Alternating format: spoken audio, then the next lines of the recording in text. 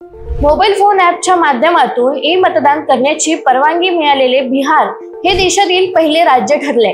राज्य निवडणूक आयुक्त दीपक प्रसाद यांनी शुक्रवारी सायंकाळी ही घोषणा केली। उद्या शनिवारी पाटणा, रोहतास आणि पूर्व चंपारण या 3 जिल्ह्यातील 6 नगर परिषदांमध्ये मतदान होणार आहे। त्यावेळी येथील विशिष्ट मतदारांना या पद्धतीनेही मतदान करता येईल। दीपक प्रसाद यांनी सांगितले की ज्येष्ठ नागरिक, दिव्यांग व्यक्ती, गरोदर महिला आणि स्थलांतर केलेले मतदार अशी व्यक्ती मतदान केंद्रावर जाऊन मतदान करू शकत नाही।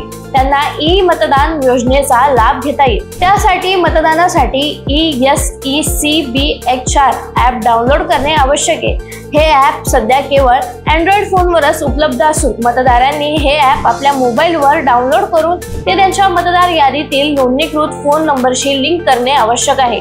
ई-मतदानासाठी फक्त 2 नोंदणीकृत मतदार एका फोन नंबरवरून लॉग इन करू शकतात।